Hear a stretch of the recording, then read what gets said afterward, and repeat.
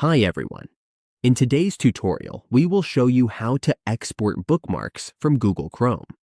This is useful if we want to back up our saved websites or move them to another browser or device.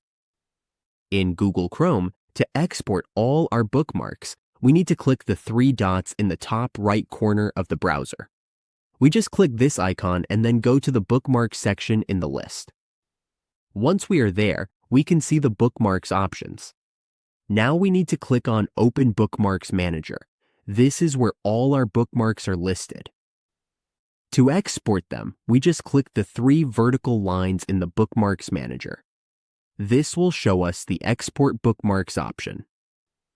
After clicking that, we choose where we want to save the file and then click Save.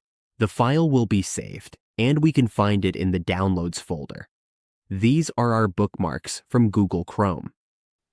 This saves our bookmarks as an HTML file, which makes it easy to back up or import into another browser. And that's it. Now we know how to export bookmarks from Google Chrome.